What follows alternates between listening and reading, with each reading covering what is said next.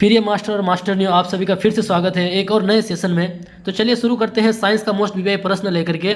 तो बिल्कुल भी देरी नहीं करेंगे, तो आप लोगों को बताते चले कि ये यहाँ पे जितने सारे भी क्वेश्चन हैं ये आपका TRE 4 के साथ साथ जो भी कम्पिटिटिव एग्जाम होने वाला है, चाहे वो आपका बिहार पुलिस हो जाए या फिर DLED हो जाए, सारे एग्जाम के लिए ये बहुत वीआईपी प्रश्न है। तो चलिए हम लोग शुरू करेंगे पहले प्रश्न से, और आप लोग को बताते चले कि आप लोग पेन और कॉपी लेके बैठे ताकि जो भी इंपॉर्टेंट चीज़ हो उसको आप लोग नोट करते चले। तो चलिए पहला प्रश्न आपके सामने में क्या है कि कार्य का मात्रक है। कार्य का मात्रक क्या है? क्या कार्य का मात्रक जूल हो जाएगा, या फिर कार्य का मात्रक न्यूटन हो जाएगा, या फिर कार्य का मात्रक वाट हो जाएगा, या फिर कार्य का मात्रक डाइन हो जाएगा? तो आप लोग जवाब देते चले। चलिए आप लोगों को कुछ बातें और बता देते हैं। हम लोग कोशिश करेंगे ज़्यादा से ज़्यादा बातों को डिस्क्राइब करने का। तो देखिए डाइन जो यहाँ पे है, ये डाइन आपका क्या है, ये CGS प्रणाली में, अभी जो आपका SI मात्रक है, पहले आपका CGS प्रणाली था। CGS प्रणाली में आप लोगों को हम लोग और भी बातें बताते चलेंगे। CGS प्रणाली में आपका क्या था कि बल की इकाई था। डाइन जो है CGS प्रणाली में बल की इकाई ये था आपका। इस बात को भी आप नोट करते हुए चलिएगा,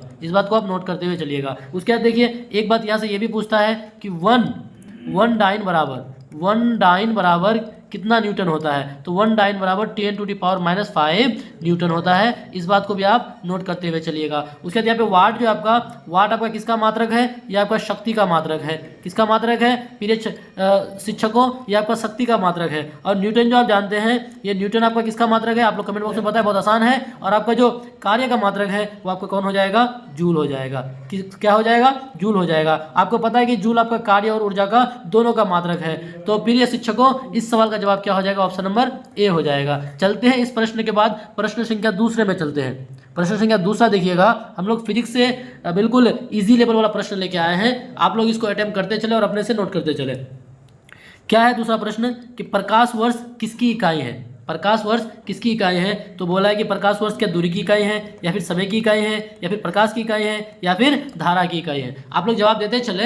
इस बीच कुछ और भी बातें हम लोग जानते हैं। देखिए आप सबको पता है कि समय का मात्रक क्या होता है? समय का मात्रक आपका सेकेंड होता है। समय का मात्रक क्या होता है गाइस? सेकेंड होता है। इस बात को आप जानते हैं। उसके बाद देखिए दूरी, प्रकाश वर्ष किसकी इकाई है? तो आपका क्या हो जाएगा? दूरी का हो जाएगा। किसका हो जाएगा? दूरी का हो जाएगा। प्रकाश वर्ष दूरी का इकाई हो जाएगा। अब देखिए ये प्रकाश वर्ष क्या है, इसका इस्तेमाल किस में होता है कि अंतरिक्ष में, अभी आप लोग सुने होंगे सुनीता विलियम जो है वो घर लौटी है, तो अंतरिक्ष में दूरियां मापने के लिए प्रकाश वर्ष का इस्तेमाल कहाँ होता है? आप इसको भी नोट करते चलिएगा कि अंतरिक्ष में दूरियां मापने के लिए, अंतरिक्ष में दूरियां मापने के लिए, दूरियां मापने के लिए, इस बात को भी आप नोट करते हुए चलिएगा कि प्रकाश वर्ष का इस्तेमाल कहाँ होता है? अंतरिक्ष में दूरियां मापने के लिए। उसके बाद चलिए इसके बाद चलते हैं अगले प्रश्न में। तो इस सवाल का जवाब क्या हो जाएगा? प्रकाश वर्ष किसकी इकाई है? तो वो किसकी हो जाएगी? दूरी की इकाई हो जाएगी। चलते हैं प्रिय शिक्षकों इस सवाल के बाद अगले प्रश्न में चलते हैं। अगला प्रश्न आपके सामने में ये रहा। अगला प्रश्न है, देखिए प्रश्न संख्या 3 है। क्या बोल रहा है कि बल की SI यूनिट क्या है? बल, फोर्स जिसको बोलते हैं बल, बल की SI यूनिट क्या है? क्या बल की SI यूनिट केल्विन हो जाएगा, या फिर न्यूटन हो जाएगा, या फिर पास्कल हो जाएगा, या फिर वोल्ट हो जाएगा? आप लोग बताते चले। देखिए आप इसको भी नोट कर लीजिएगा कि वोल्ट जो है ये किसका SI मात्रक है? ये आपका विभवांतर का है। विभवांतर का क्या है मात्रक? वोल्ट होता है आपका विभवांतर।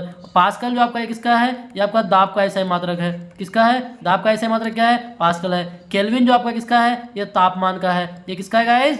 तापमान का। प्रिय शिक्षकों आप लोग बने रहे हमारे साथ। और जो आपका बल का SI मात्रक है वो क्या हो जाएगा? ऑप्शन नंबर बी हो जाएगा। ऑप्शन नंबर बी क्या हो जाएगा? बल का SI मात्रक न्यूटन हो जाएगा। इस सवाल का जवाब क्या हो जाएगा? Option number B. चलते हैं इसके बाद अगले प्रश्न में। आप लोग पेन कॉपी लेके बैठे और नोट करते हुए भी चले। देखिए अगला प्रश्न आपका है कि एक खगोलीय इकाई संबंधित है। एक खगोलीय इकाई संबंधित है, किससे संबंधित है? पहला ऑप्शन है सूर्य एवं पृथ्वी के बीच की दूरी से संबंधित है, या फिर दूसरा ऑप्शन है चंद्रमा एवं पृथ्वी के बीच की दूरी से संबंधित है, या फिर तीसरा प्रश्न सूर्य एवं चंद्रमा के बीच की दूरी से संबंधित है, या फिर चौथा उपयुक्त में से कोई नहीं। उपयुक्त में से कोई नहीं। तो आप लोग जवाब देते चलिए। तो देखिए क्या होता है ना कि एक पहले कुछ बातें और जान लीजिए ताकि आपके एग्जाम में अगर कोई भी बात पूछे इससे रिलेटेड आपके एग्जाम में छूटे ना। देखिए एक खगोलीय इकाई बराबर कितना हो जाता है? एक खगोलीय इकाई, एक खगोलीय इकाई बराबर कितना हो जाता है? इसको भी आप लोग नोट कर लीजिएगा। वो हो जाएगा आपका 1.496 × 10⁻, आपका 11 मीटर हो जाता है। ये हो जाता है कि आपका 1 खगोलीय इकाई बराबर हो जाता है। इस बात को भी आप लोग नोट करते हुए चलिएगा। देखिए खगोलीय इकाई संबंधित किससे है, इसका इस्तेमाल किसमें करता है, सूर्य एवं पृथ्वी, सूर्य एवं पृथ्वी के बीच की दूरी को मापने के लिए किसका इस्तेमाल किया जाता है, एक खगोलीय इकाई का इस्तेमाल किया जाता है। तो प्रिय शिक्षकों, इस सवाल का जवाब क्या हो जाएगा, ऑप्शन नंबर ए हो जाएगा। आप लोग इसको नोट करते हुए चलिएगा। चलेंगे इसके बाद अगले प्रश्न में, प्रश्न संख्या 5 में चलते हैं। प्रश्न संख्या 5 देखिए क्या है आपका, बहुत इजी प्रश्न है। क्या है कि पारसेक इकाई है, पारसेक इकाई है, किसका इकाई है, क्या पारसेक आपका दूरी का इकाई है, या फिर समय का इकाई है, या फिर प्रकाश की चमक की है, या फिर चुंबकीय बल का है। आप लोग जवाब देते चले, आप लोग जवाब देते चले। देखिए बहुत सारे हमारे प्रिय शिक्षक सही जवाब दे रहे हैं, बहुत सारे प्रिय शिक्षक सही बता रहे हैं कि पारसेक जो है इकाई है। देखिए बहुतों का आंसर आ रहा है ए, हालांकि बहुत किसी का गलत भी आ रहा है, लेकिन कोई बात नहीं, हमारे साथ जुड़े रहे, आप लोग इसी तरह से मेहनत करते रहे और आप लोग को हर हाल में भावी शिक्षक एक बार स्कूल में अपना एक सीट पक्का करना है। चलिए तो पारसेक इकाई किसका हो जाएगा, वो आपका हो जाएगा किसका गाइस, वो हो जाएगा आपका दूरी का हो जाएगा। किसका हो जाएगा, पारसेक इकाई दूरी का हो जाएगा। इस सवाल का जवाब क्या हो जाएगा, दूरी हो जाएगा। ऑप्शन नंबर ए हो जाएगा। उसके बाद एक बात आप और जान लीजिए कि एक पारसेक बराबर कितना होता है, एक पारसेक बराबर, एक पारसेक इज इक्वल टू, एक पारसेक का मान कितना होता है 3.26 प्रकाश वर्ष। इसको आप नोट करते चलिएगा। 1 पारसेक बराबर कितना होता है 3.26 प्रकाश वर्ष। तो क्या हो जाएगा इस सवाल का जवाब, ऑप्शन नंबर ए हो जाएगा। चलते हैं इसके बाद प्रश्न संख्या 5 के बाद छठे प्रश्न में चलते हैं। देखिए छठा प्रश्न क्या बोल रहा है आपका, देखिए ये भी आपका इकाई मात्रक से है। क्या बोल रहा है कि ल्यूमेन जो है, ल्यूमेन किसका मात्रक है, ल्यूमेन किसका मात्रक है आपका, क्या ज्योति तीव्रता का मात्रक है, या फिर ज्योति फ्लक्स का है, या फिर उपयुक्त दोनों का है, या फिर इनमें से कोई नहीं। तो देखिए आप पढ़े हैं कि ज्योति तीव्रता का मात्रक क्या होता है, यह कैंडेला होता है। क्या होता है, कैंडेला, कैंडेला ये आपका होता है ज्योति तीव्रता का मात्रक होता है। इसको आप नोट करते हुए चलिएगा। उसके बाद ये आपका ल्यूमेन जो है ये हो जाएगा किसका, ज्योति फ्लक्स का हो जाएगा। किसका हो जाएगा, ज्योति फ्लक्स का। इस सवाल का जवाब क्या हो जाएगा, ऑप्शन नंबर बी हो जाएगा। प्रिय शिक्षकों इस सवाल का जवाब क्या हो जाएगा, ऑप्शन नंबर बी हो जाएगा। आप इसको भी नोट कर लीजिएगा। ज्योति तीव्रता का क्या होता है, कैंडेला, ज्योति तीव्रता का कैंडेला, और ज्योति फ्लक्स का क्या हो जाएगा, ल्यूमेन हो जाएगा। चलते हैं इसके बाद अगले प्रश्न में चलते हैं, प्रश्न संख्या 7। देखिए हम लोग मिसलेनियस सवाल लेके आए हैं, आपका फिजिक्स केमिस्ट्री बायो सबका सवाल लेके आए हैं। आप लोग को हिम्मत बनाए रखना है। देखिए क्या बोला है कि भौतिक मात्रा ज्योति की इकाई क्या है, भौतिक मात्रा ज्योति की इकाई क्या है। क्या आपका सीमेंस हो जाएगा, या फिर टेस्ला हो जाएगा, या फिर लक्स हो जाएगा, या फिर वेबर हो जाएगा। आप लोग बताते चले कि भौतिक मात्रा ज्योति की इकाई क्या है। आप लोग जान लीजिए जो वेबर है, ये वेबर ये किसका है आपका, ये है आपका वेबर जो है ऑप्शन नंबर डी में। ये आपका क्या चुंबकीय फ्लक्स का है इकाई। ये किसका है गाइस, चुंबकीय फ्लक्स। उसके बाद जो आपका लक्स है, ये लक्स साबुन नहीं, ये जो आपका लक्स है ये प्रकाश की तीव्रता है। किसका, प्रकाश की तीव्रता का इकाई है, प्रकाश की तीव्रता की इकाई है, प्रकाश की तीव्रता की इकाई है ये आपका। उसके बाद आपका देखिए टेस्ला जो है, ये टेस्ला आपका क्या हो जाएगा, ये टेस्ला हो जाएगा चुंबकीय क्षेत्र। किसका हो जाएगा, चुंबकीय क्षेत्र की इकाई हो जाएगा। टेस्ला आपका चुंबकीय क्षेत्र की इकाई। और आपका सीमेंस जो है ये आपका विद्युत चालकता की इकाई हो जाएगा। किसका हो जाएगा, विद्युत चालकता की इकाई। सीमेंस क्या हो जाएगा, विद्युत चालकता की इकाई हो जाएगा। विद्युत चालकता की इकाई, विद्युत चालकता की इकाई। तो देखिए आप ऑप्शन नंबर ए में देखिएगा तो सीमेंस विद्युत चालकता की इकाई, टेस्ला चुंबकीय क्षेत्र की इकाई, लक्स जो है प्रकाश की तीव्रता की इकाई, और वेबर चुंबकीय फ्लक्स की इकाई। लेकिन देखिए इस सवाल का ऑप्शन क्या हो जाएगा, ऑप्शन नंबर ई हो जाएगा, क्योंकि इन चारों में से नहीं होगा। ऑप्शन नंबर ई हो जाएगा, इनमें से कोई नहीं हो जाएगा। वो ज्योति किसका हो जाएगा, आपका ज्योति हो जाएगा, जो इससे पहले वाला हम लोग प्रश्न में देखे कि आपका वो कैंडेला का हो जाएगा। चलते हैं 7 के बाद चलते हैं 8वां प्रश्न में। 8वां प्रश्न देखिए क्या है, आपको बोला है कि पास्कल इकाई है। पास्कल किसका मात्रक है बताइएगा। आप लोग जवाब देते हुए चलेगा। पास्कल क्या आर्द्रता की हो जाएगी, या फिर दाब की, या फिर वर्षा की, या फिर तापमान की। तो देखिए आपको तो पता है कि तापमान का मात्रक क्या है, वो आपका केल्विन में मापा जाता है, सेल्सियस में भी मापा जाता है। तो देखिए आपका पास्कल जो है वो आपका क्या हो जाएगा, किसका मात्रक हो जाएगा, दाब का। बहुत सिंपल सा प्रश्न था, पास्कल किसका इकाई है, दाब का। तो इस सवाल का जवाब क्या हो जाएगा, ऑप्शन नंबर बी हो जाएगा। प्रिय शिक्षकों चलते हैं इसके बाद अगले प्रश्न में चलते हैं। अगला प्रश्न आपके सामने में ये रहा। देखिए क्या है अगला प्रश्न, कैंडेला, कैंडेला मात्रक है। कैंडेला किसका मात्रक है? देखिए हम लोग ना मात्रक से रिलेटेड, यूनिट से रिलेटेड हम लोग पूरे प्रश्न को लेके आए, मोस्ट वे प्रश्न को, ताकि एग्जाम में आपका एक भी सवाल ना छूटे। देखिए कैंडेला मात्रक है, किसका मात्रक है? ज्योति फलस का, या फिर ज्योति प्रभाव का, या फिर ज्योति दाब का, या फिर ज्योति तीव्रता का। आप लोग बताइए, थोड़ी देर पहले आप लोग को बताया ज्योति फलस का मात्र बताया, इसका आप लोग जवाब दीजिए कमेंट बॉक्स में। देखिए यहाँ पे ज्योति तीव्रता जो है ये क्या हो जाएगा? आपका कैंडेला का मात्रक हो जाएगा। किसका हो जाएगा? ज्योति तीव्रता का मात्रक क्या हो जाएगा? आपका कैंडेला हो जाएगा। तो इस सवाल का जवाब क्या हो जाएगा? ऑप्शन नंबर डी हो जाएगा। प्रिय शिक्षकों, इस सवाल का जवाब ऑप्शन नंबर डी हो जाएगा। और आप लोगों को कमेंट बॉक्स में बताना है कि ज्योति फलस का मात्रक बताइए। चलते हैं 9 के बाद 10वें प्रश्न में, अगला प्रश्न में चलते हैं। देखिए अगला प्रश्न एक और आपका वो मात्रक से एक और प्रश्न है कि ऊर्जा की एसआई इकाई है। ऊर्जा की एसआई इकाई क्या है? क्या आपका पास्कल हो जाएगा, या हर्ट्ज हो जाएगा, या न्यूटन हो जाएगा, या फिर जूल हो जाएगा? तो देखिए पास्कल तो आप जानते हैं, ये पास्कल किसका? आपका दाब का है। पास्कल आपका दाब का है। हर्ट्ज आपका किसका है? ये आवृत्ति का मात्रक है। हर्ट्ज आपका आवृत्ति का मात्रक है, इसको भी आप नोट करते चलेगा। न्यूटन आपका किसका है? न्यूटन आपका जो है न्यूटन साहब थे वो किसका मात्रक है? ये बल का है। ये जूल या फिर ये जूल जो है यही इस प्रश्न का आंसर हो जाएगा। क्या हो जाएगा? ऊर्जा का एसआई मात्रक जूल हो जाएगा। ऊर्जा की जगह में कार्य का भी एसआई मात्रक जूल ही होता है। तो इस प्रश्न का आंसर क्या हो जाएगा? ऑप्शन नंबर ए हो जाएगा। प्रिय शिक्षकों, चलते हैं 10 के बाद 11वां प्रश्न में। 10 के बाद 11वां प्रश्न में चलते हैं। तो देखिए 11वां प्रश्न यहाँ से हम लोग का केमिस्ट्री यानी रसायन शास्त्र का सवाल शुरू है। क्या है कि एक ही प्रकार का परमाणु निम्न में से किस में मिलता है? एक ही प्रकार का परमाणु बोला है, किस में मिलेगा? तो क्या खनिज यौगिक में मिलेगा, या फिर खनिज मिश्रण में मिलेगा, या फिर प्राकृतिक तत्वों में मिलेगा, या फिर इनमें से कोई नहीं? सवाल बोला था कि परमाणु क्या होगा? एक ही प्रकार का होना चाहिए। तो देखिए आप जानते हैं कि एक जो कंपाउंड बनता है, मानते हैं एक यौगिक हम लोग ले लेते हैं, क्या? H2O, एक हम लोग यौगिक ले लिए। ये आपका क्या है? H2 एक यौगिक है। इसमें देखिएगा तो आपका क्या, एक परमाणु हाइड्रोजन है, एक परमाणु क्या है? ऑक्सीजन है। तो यहाँ पे दोनों परमाणु क्या है? अलग अलग है। तो ये आपका तो एक प्रकार का हुआ नहीं, तो यौगिक तो होगा नहीं। प्रिय शिक्षकों ये गलत हो जाएगा। देखिए मिश्रण जो होता है, जब यौगिक में होगा नहीं तो मिश्रण में भी किसी हाल में नहीं होगा। ठीक है, अभी आपका तत्व है प्राकृतिक तत्व, मान लेते हैं कि ऑक्सीजन है, ये आपका क्या प्राकृतिक तत्व है। ये ऑक्सीजन को आप जितना तोड़िए रगड़िए मगड़िए जो भी कीजिए, इसका हर एक कण क्या बोलेगा कि मैं ऑक्सीजन ही हूँ। आप एक सोने को ले लीजिए, सोने को क्या कीजिए? काट करके छोटा सा टुकड़ा कर दीजिए, छोटा सा टुकड़ा भी, वो भी क्या बोलेगा कि मैं ही सोना हूँ, मतलब वो आपका क्या होगा? उसमें एक ही परमाणु होगा। तो देखिए इस सवाल का जवाब क्या हो जाएगा? ऑप्शन नंबर सी हो जाएगा। प्रिय शिक्षकों प्राकृतिक तत्व हो जाएगा। चलते हैं इसके बाद अगले प्रश्न में चलते हैं। 11 के बाद चलते हैं 12वां प्रश्न में। 12वां प्रश्न देखिएगा आप लोग, क्या बोल रहा है कि निम्नलिखित में से यौगिक कौन सा है? देखिए ये सब सवालों में ना हालांकि देखने में आसान लगता है, लेकिन एग्जाम में जाकर के कंफ्यूज आ जाते हैं, सारे लोग जाकर के कंफ्यूज आ जाते हैं कि क्या होगा, ये होगा कि बी होगा। तो इसलिए आप लोगों को कंफ्यूजन नहीं है, हमारे साथ जुड़े रहना है और ज़्यादा से ज़्यादा हम लोग पढ़ाई करेंगे, प्रैक्टिस करेंगे। चलते हैं, देखिए क्वेश्चन क्या बोल रहा है कि यौगिक कौन सा है। तो कौन सा यौगिक है? तो क्या आपका पारा हो जाएगा, या फिर ओजोन हो जाएगा, या फिर वायु हो जाएगा, या फिर अमोनिया हो जाएगा? तो देखिए आप लोग को बताते चले कि पारा जो है इसका सिंबल क्या होता है? Hg होता है। ठीक है, ओजोन जो है इसका सूत्र क्या होता है? O3 होता है। वायु जो है इसको तो आप लोग जानते हैं कि ये गैसों का क्या है? गैसों का आपका मिश्रण है। वायु गैसों का मिश्रण है।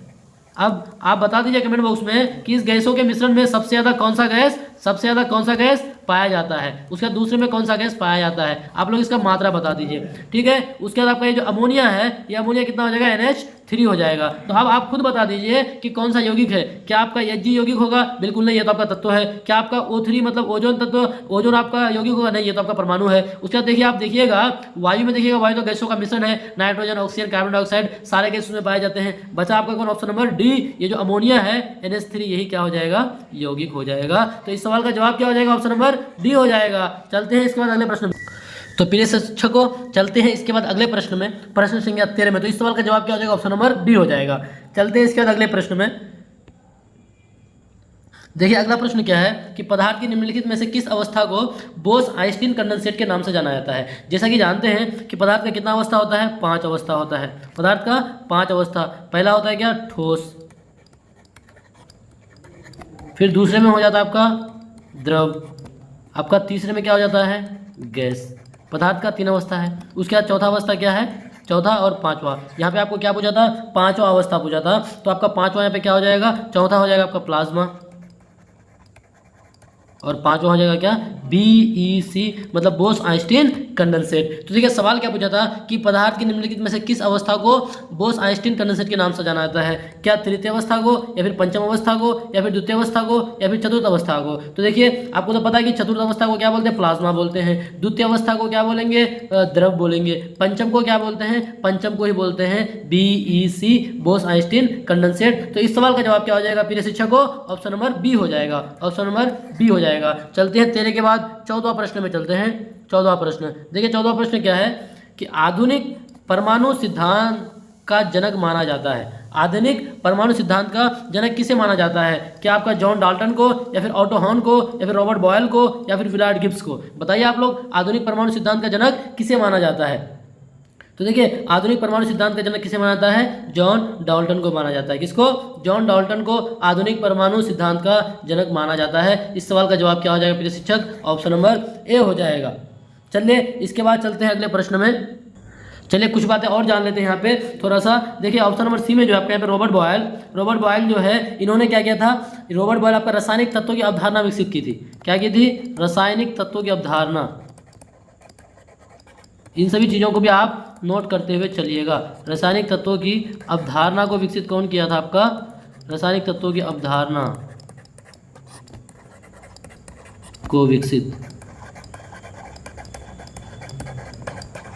रासायनिक तत्वों की अवधारणा को विकसित कौन किया था, आपका रॉबर्ट बॉयल। तो इस सवाल का जवाब क्या हो जाएगा, ऑप्शन नंबर ए हो जाएगा। चलते हैं 14 के बाद 15वां प्रश्न में चलते हैं। क्वेश्चन नंबर 15 देखिए, क्वेश्चन नंबर 15 क्या बोल रहा है, परमाणु संरचना से है कि परमाणु संरचना का मॉडल किसने विकसित किया। परमाणु संरचना का मॉडल किसने विकसित किया, तो क्या आपका हो जाएगा, क्या एल्फ्रेड नोबल या फिर माइकल या फिर फैराडे या फिर बोर तथा रदरफोर्ड या फिर वोल्ट। आप लोग बताइए कि परमाणु संरचना का मॉडल किसने विकसित किया, बताइए। तो परमाणु संरचना का मॉडल किसने विकसित किया, तो देखिए ये आपका क्या हो जाएगा, ऑप्शन नंबर सी, बोर तथा रदरफोर्ड दोनों ने मिलकर के क्या किया था प्रिय शिक्षकों, परमाणु संरचना का मॉडल जो है उसको विकसित करने का काम किया था। अगर यहाँ से एक बात ये भी पूछ सकता है कि परमाणु संरचना की खोज किसने की, परमाणु संरचना की खोज अगर ये बोल दे कि परमाणु संरचना की खोज किसने की, यहाँ पे लिख देते हैं परमाणु संरचना की खोज,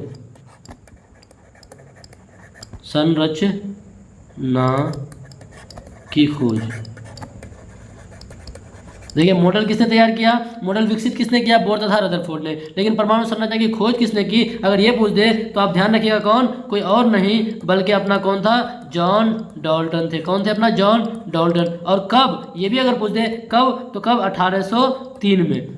ये भी आपके एग्जाम में पूछ सकता है कि परमाणु संरचना की खोज किसने की, तो जॉन डाल्टन ने। कब की, तो 1803 में। फिलहाल यहाँ पे इस सवाल का जवाब क्या हो जाएगा, ऑप्शन नंबर सी कि परमाणु संरचना का मॉडल किसने विकसित किया, तो बोर तथा रदरफोर्ड ने। चलते हैं इसके अगले प्रश्न में चलते हैं, 15 के बाद 16वां प्रश्न। देखिए 16वां प्रश्न आपके सामने ये है कि एक परमाणु के 3 आधारभूत अवयव कौन से हैं। एक परमाणु के 3 आधारभूत अवयव कौन से हैं, क्या आपका हो जाएगा, प्रोटॉन, न्यूट्रॉन व आयन, या फिर क्या हो जाएगा, प्रोटॉन, न्यूट्रॉन व इलेक्ट्रॉन, या फिर हो जाएगा प्रोटियम, ड्यूट्रियम व ट्रिटियम, या फिर हो जाएगा प्रोटॉन, न्यूट्रॉन व आयन। आप लोग जवाब दीजिए फटाफट जवाब दीजिए। तो देखिए क्या हो जाएगा, आप परमाणु के 3 आधारभूत अवयव क्या क्या हो जाएंगे, एक क्या होता है आपका इलेक्ट्रॉन होता है, एक आपका प्रोटॉन होता है और एक न्यूट्रॉन होता है। इलेक्ट्रॉन, प्रोटॉन और न्यूट्रॉन, इन तीनों को आप खोजिएगा, जहां पे मिल जाएगा वही सवाल का जवाब हो जाएगा। तो देखिए इलेक्ट्रॉन, प्रोटॉन और न्यूट्रॉन आपका ऑप्शन नंबर बी में है। कहाँ है प्रिय शिक्षकों, ऑप्शन नंबर बी में इलेक्ट्रॉन, प्रोटॉन और न्यूट्रॉन जो है ये आपका क्या है, आधारभूत अवयव इसको माना जाता है, फंडामेंटल यूनिट। चलिए इसके बाद चलेंगे, देखिए यहाँ पे ऑप्शन नंबर सी में जो है प्रोटियम, ड्यूट्रियम और ट्रिटियम, ये आपका हाइड्रोजन के समावयव है। हाइड्रोजन के क्या है, हाइड्रोजन के समस्थानिक है। हाइड्रोजन के क्या है, समस्थानिक है। चलते हैं 16 के बाद 17वां प्रश्न में चलते हैं। 16 के बाद 17वां प्रश्न में 17वां प्रश्न क्या है, प्रश्न का सत्र है कि परमाणु में कौन से मूलकण समान संख्या में स्थित होते हैं। जो परमाणु है, एक परमाणु में कौन से मूलकण समान संख्या में स्थित होते हैं, क्या आपका प्रोटॉन और न्यूट्रॉन, या फिर इलेक्ट्रॉन तथा प्रोटॉन, या फिर न्यूट्रॉन तथा इलेक्ट्रॉन, या फिर इलेक्ट्रॉन, प्रोटॉन और न्यूट्रॉन। तो देखिए एक परमाणु में ना कौन से मूलकण, देखिए आपको तो पता है कि ये अगर आप परमाणु संरचना इसको एक बनाते अगर हम लोग, ये अगर एक परमाणु संरचना है तो इस परमाणु संरचना में ये जो आपका नाभिक है, इस नाभिक में कौन कौन होता है, आपका प्रोटॉन और न्यूट्रॉन कहाँ पे पाया जाता है, नाभिक में पाया जाता है। बाकी जो कक्ष सब है, ये जो कक्ष है जिसको शेल बोलते हैं, इन शेलों में कौन घूमते रहता है, इलेक्ट्रॉन आपका घूमते रहता है। और आप ये भी जानते हैं कि न्यूट्रॉन पर जो है कोई भी चार्ज नहीं नहीं है, न्यूट्रॉन पर कोई भी चार्ज नहीं, और प्रोटॉन पर कैसा चार्ज होता है, पॉजिटिव चार्ज होता है। और जो आपका इलेक्ट्रॉन है, इलेक्ट्रॉन पर कैसा चार्ज, नेगेटिव चार्ज। इन सभी बातों को भी आप लोग ध्यान रखिएगा। तो परमाणु में कौन से मूलकण समान होते हैं, आप जानते हैं कि एक परमाणु में number of electron is equal to number of proton होता है, मतलब इलेक्ट्रॉन की संख्या जितनी होती है उतनी ही प्रोटॉन की संख्या होती है। तो इस सवाल का जवाब क्या हो जाएगा, प्रोटॉन तथा न्यूट्रॉन। नहीं, बिल्कुल ये गलत हो जाएगा, इलेक्ट्रॉन तथा प्रोटॉन, बिल्कुल यही तो जवाब है प्रिय शिक्षकों। इस सवाल का जवाब क्या हो जाएगा, ऑप्शन नंबर बी हो जाएगा, ऑप्शन नंबर बी हो जाएगा। आप लोग हमारे साथ इसी तरह बने रहें और आप लोग मेहनत करते चले। चलते हैं 17 के बाद 18वां सवाल में। 18वां सवाल आपका क्या है कि प्रोटॉन की खोज किसने की, प्रोटॉन की खोज किसने की। तो देखिए 3 फंडामेंटल यूनिट है, एक है इलेक्ट्रॉन, एक है प्रोटॉन, एक है आपका न्यूट्रॉन। तो आपको यहाँ पे सवाल क्या पूछा था कि प्रोटॉन की खोज किसने की। तो हम लोग तीनों चीज़ के बारे में जानेंगे, तीनों चीज़ के बारे में क्या क्या जानेंगे। देखिए आपको पता है कि इलेक्ट्रॉन की खोज किसने की, जे थॉमसन ने, जे थॉमसन किसने की, जे थॉमसन ने की, किसके, इलेक्ट्रॉन की। उसके बाद आपका प्रोटॉन की खोज किसने की, तो ये आपका प्रोटॉन की खोज की किसने, रदरफोर्ड ने। किसने की, प्रिय शिक्षकों, रदरफोर्ड ने,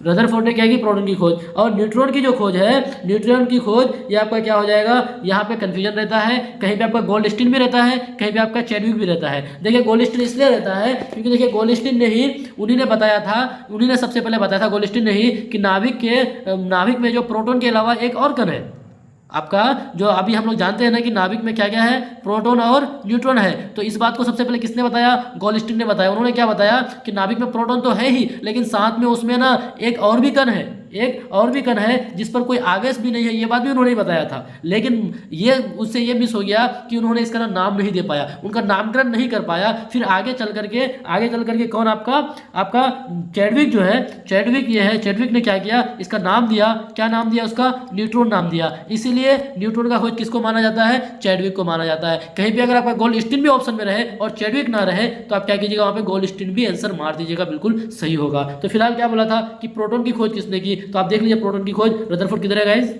रदरफोर्ड ए में गोल्डस्टीन, बी में चैडविक, सी में थॉमसन, डी में फैराडे। तो देखिए रदरफोर्ड नहीं है, तो इस सवाल का जवाब क्या हो जाएगा, ऑप्शन नंबर ई, ऑप्शन नंबर ई हो जाएगा। इस सवाल का जवाब क्या हो जाएगा, ऑप्शन नंबर ई हो जाएगा, इनमें से कोई नहीं हो जाएगा। तो देखिए आपको अगर पूछता था गोल्डस्टीन तो उसका भी आपको हल निकल के आ गया, चैडविक अगर बोलता तो वो भी समझ में आ गया आपको, थॉमसन भी समझ में आ गया। चलते हैं इसके बाद अगले प्रश्न में, 18 के बाद चलते हैं 19वां प्रश्न में। इन सभी चीज़ों को आप नोट करते हुए चलेगा प्रिय शिक्षकों। देखिए 18 के बाद 19वां प्रश्न क्या है कि ऋणावेशित परमाणु में प्रोटॉन की संख्या है। एक कोई ऋणावेशित परमाणु है, हम लोग एक मान लेते हैं ऋणावेशित परमाणु, क्या मान लेंगे, चले क्लोरीन मान लेते हैं। क्लोरीन में Cl-। देखिए कोई भी परमाणु जो अगर जिस पे अगर प्लस चार्ज है, इसका मतलब वो क्या किया, वो एक इलेक्ट्रॉन को लूज किया है। किसी पर भी अगर ऋण आवेश है, इसका मतलब है कि वो क्या किया, इलेक्ट्रॉन को अपने अंदर लिया है, अपने अंदर लिया है, इसलिए उस पर माइनस चार्ज होता है, ठीक है, यानी ग्रहण जो करता है। तो देखिए ऋणावेशित परमाणु हम लोग क्या मान लिए, क्लोरीन मान लिए। में प्रोटॉन की संख्या क्या है, आप सबको पता है, आप सबको क्या पता है कि क्लोरीन का एटॉमिक नंबर कितना है, क्लोरीन का एटॉमिक नंबर कितना हो जाएगा, 17 होता है। क्लोरीन का एटॉमिक नंबर 17, इसका मतलब नंबर ऑफ इलेक्ट्रॉन इसमें कितना हो जाएगा, 17। नंबर ऑफ प्रोटॉन कितना हो जाएगा, 17, ये बराबर होगा। लेकिन अब क्या हुआ है कि ये इन्होंने क्या किया, एक यहाँ पे माइनस चार्ज होने का मतलब इन्होंने एक इलेक्ट्रॉन को लिया, तो एक इलेक्ट्रॉन को लेने का मतलब है कि यहाँ पे क्या हो जाएगा, इसमें नंबर ऑफ इलेक्ट्रॉन अब कितना हो जाएगा, 18 हो जाएगा। नंबर ऑफ इलेक्ट्रॉन कितना हो जाएगा, 18। लेकिन नंबर ऑफ प्रोटॉन जो है वो अब भी तो उतना ही ना रहेगा प्रिय शिक्षकों। क्या पता है इसमें कोई बदलाव आएगा, इसमें कोई भी बदलाव नहीं आएगा ना यहाँ पे, लेकिन किसमें बदलाव आएगा, सिर्फ इलेक्ट्रॉन में बदलाव आएगा। तो चलिए अब प्रश्न में चलते हैं। प्रश्न क्या बोलता है कि तत्वों के परमाणु क्रमांक से अधिक, मतलब तत्वों का जो परमाणु, क्या बोला था कि ऋणावेशित परमाणु में प्रोटॉन की संख्या पर आपको ध्यान देना है, प्रोटॉन की संख्या पर आपको ध्यान देना है।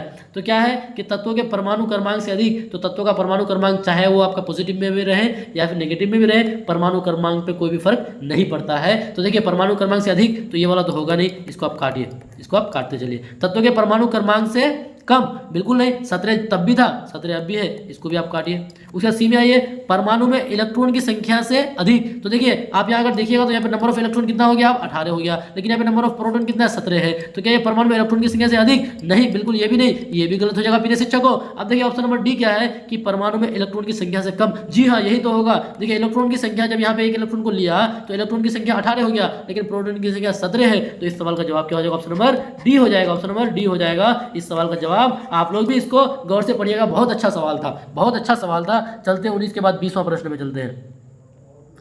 देखिए 20वां प्रश्न क्या है, 19 के बाद चलते हैं 20वां प्रश्न में कि किसी तत्व के परमाणु में 2 प्रोटॉन है, प्रोटॉन कितना है, 2 प्रोटॉन है। उसके बाद 2 न्यूट्रॉन है, न्यूट्रॉन कितना है प्रिय शिक्षकों? 2 है। और 2 इलेक्ट्रॉन है, नंबर ऑफ इलेक्ट्रॉन कितना है? 2 है। तो बोला है तो उसे तत्वों की द्रव्यमान संख्या कितनी होगी? तो उस तत्वों की द्रव्यमान संख्या एटॉमिक मास बोला है। तो एटॉमिक मास आप जानते हैं क्या फॉर्मूला था? Z = P + N, ये ना फॉर्मूला होता है। एटॉमिक मास निकालने के लिए आप क्या कीजिए? प्रोटॉन और न्यूट्रॉन को जोड़ दीजिए। अगर आपको Z = P + N याद ना भी हो तो आप क्या कीजिए, वहां पे आप क्या कर दीजिए प्रिय शिक्षकों, आप लिख दीजिए P + N, या फिर नहीं भी लिखेगा तो याद रखिएगा प्रोटॉन और न्यूट्रॉन को जोड़ दीजिएगा, आपका क्या निकल के आ जाएगा? द्रव्यमान संख्या निकल के आ जाएगा। तो देखिए नंबर ऑफ प्रोटॉन कितना है? नंबर ऑफ प्रोटॉन कितना है? वहाँ पे दिया हुआ है 2। नंबर ऑफ न्यूट्रॉन कितना है? वहाँ पे कितना दिया हुआ है नंबर ऑफ न्यूट्रॉन? ये भी 2 दिया है। 2 और 2 कितना हो जाएगा? 4 हो जाएगा। 4 आपका ऑप्शन में किधर है? ऑप्शन नंबर बी में है। तो इस सवाल का जवाब क्या हो जाएगा? ऑप्शन नंबर बी हो जाएगा। एक बात आप यहाँ से और ध्यान रखिएगा कि देखिए जो आपका एक इलेक्ट्रॉन है, प्रोटॉन और न्यूट्रॉन है, इलेक्ट्रॉन पर कितना, ये आपका क्या होता है? इलेक्ट्रॉन पर नेगेटिव चार्ज होता है, इलेक्ट्रॉन पर नेगेटिव चार्ज होता है, प्रोटॉन पर पॉजिटिव चार्ज होता है, और न्यूट्रॉन पर कोई भी चार्ज नहीं होता है। आप देखिएगा जो बाइक ड्राइव करते हैं, जब आप गियर को बिल्कुल खत्म कर देते हैं तो वहाँ पे जो एन जो लिखा रहता है एन जो है वो बिल्कुल हरा हो जाता है, इसका मतलब वो न्यूट्रल हो गया, मतलब उस पर और कोई चार्ज नहीं है प्रिय शिक्षकों। चलिए इसके बाद चलते हैं अगले प्रश्न में, 20 के बाद 21वां प्रश्न। 20 के बाद देखिए एक और प्रश्न, 21वां प्रश्न देखिए। अब यहाँ से हम लोगों का बायो का प्रश्न शुरू हो गया।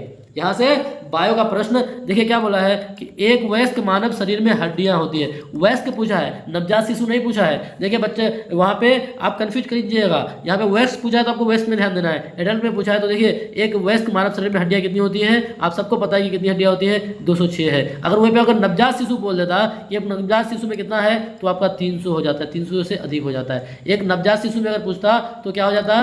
300 प्लस, मतलब 300 से अधिक हो जाता। लेकिन वयस्क पूछा है तो क्या हो जाएगा? वो 206, यानी इस सवाल का जवाब क्या हो जाएगा? ऑप्शन नंबर बी हो जाएगा। चलते हैं इसके बाद अगले प्रश्न में चलते हैं, इसके बाद 22वां प्रश्न। तो देखिए प्रिय शिक्षकों इसके बाद आज और प्रश्न नहीं है, कोई बात नहीं।